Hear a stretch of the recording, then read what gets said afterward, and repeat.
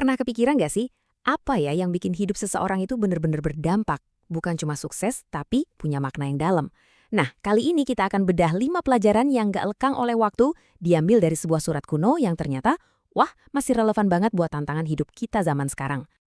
Nah, ini dia. Kayaknya kita semua tahu deh perasaan ini, ya kan? Entah kita sebagai guru, orang tua, atau mungkin mentor. Rasa bangga waktu ngelihat orang yang kita bimbing itu berhasil, tumbuh, dan berkembang. Perasaan inilah yang jadi titik awal pembahasan kita.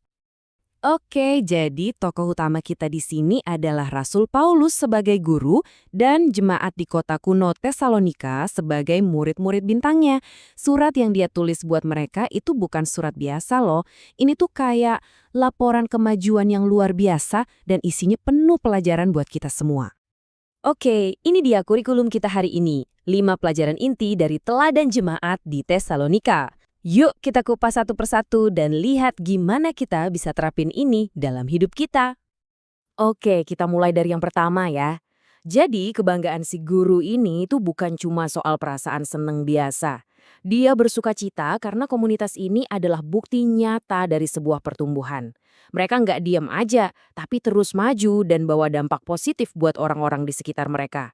Sekarang kita masuk ke dagingnya nih, ke inti pelajarannya. Kita mulai dari 2 pilar utama yang jadi fondasi hidup mereka yang keren banget. Iman dan kasih. Tapi, eits, ini bukan sekedar konsep teori loh. Pelajaran pertama, iman yang hidup. Buat jemaat Tesalonika, iman itu bukan cuma omongan. Iman mereka itu kelihatan, nyata. Terlihat dari cara mereka menghadapi tekanan, dari kesetiaan mereka, dan yang paling penting, dari rasa syukur mereka.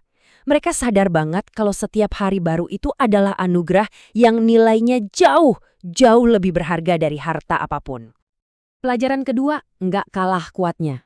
Kasih yang bekerja. Ini benar-benar mengubah cara kita lihat kasih. Bukan lagi cuma perasaan, tapi jadi kata kerja. Kasih adalah apa yang kamu lakukan. Kelihatan dalam pelayanan, dalam memberi, dan dalam pengorbanan yang nyata buat orang lain. Dan dasarnya jelas banget, seperti yang tertulis di sini. Kasih yang kelihatan lewat tindakan. Itu loh tanda pengenal utamanya. Bukan soal seberapa banyak yang kita tahu, tapi seberapa besar kita mengasihi lewat perbuatan. Inilah yang bikin orang lain ngelihat ada sesuatu yang beda dalam diri kita. Terus pertanyaannya, gimana caranya semua ini bisa bertahan di tengah kesulitan? Jemaat Tesalonika ini ngadepin tekanan dan penderitaan yang hebat loh, tapi mereka nggak hancur.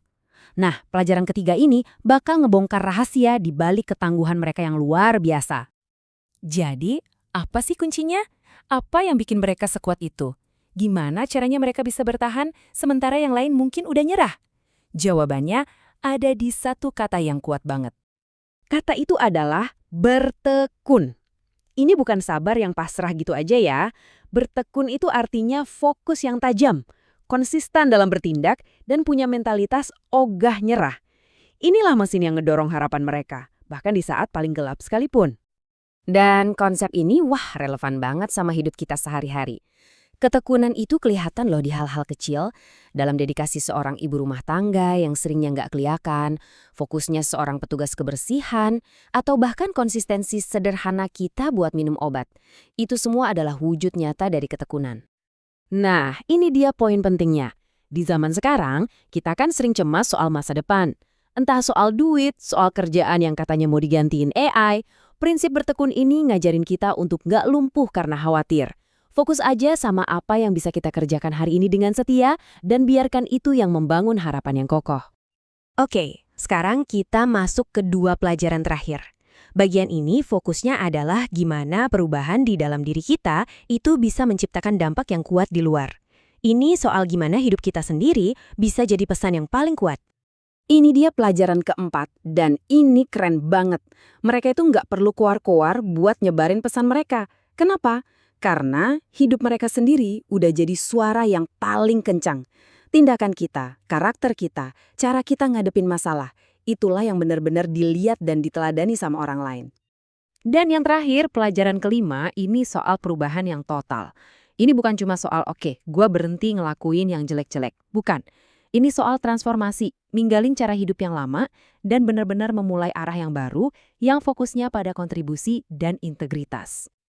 Nah, ini jadi semacam tantangan ya buat slogan yang sering kita dengar, be yourself atau jadilah dirimu sendiri. Pertanyaannya, diri yang mana nih? Apa diri kita yang lama, yang mungkin egois dan cuek, atau diri kita yang baru, yang terus-terusan berusaha jadi versi terbaik dari diri kita, yang lebih peduli, lebih hormat, dan selalu mau bertumbuh? Perubahan sejati itu adalah memilih untuk terus membangun diri yang baru itu. Oke, setelah kita bahas kelima pelajaran tadi, sekarang giliran kita. Gimana caranya kita bisa ngambil kurikulum dari para murid bintang ini dan terapin di hidup kita sendiri? Jadi, kalau dirangkum, ini dia 4 langkah praktisnya.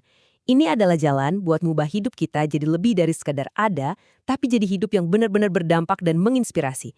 Persis seperti teladan yang kita pelajari hari ini. Dan pada akhirnya, tujuannya ya ini. Bukan soal jadi sempurna, tapi gimana kita hidup sampai orang lain lihat dan bilang, nah, hidup kayak gitu tuh yang gue mau. Menjadi mercusuar harapan dan inspirasi buat orang-orang di sekitar kita. Jadi, buat penutup, aku mau tinggalin satu pertanyaan buat kamu renungin. Gak usah yang muluk-muluk. Coba deh pikirin, apa satu tindakan kecil, satu perbuatan iman, satu aksi kasih, atau satu langkah ketekunan yang bisa kamu mulai hari ini? Karena dari tindakan-tindakan kecil itulah sebuah kehidupan yang bermakna dibangun.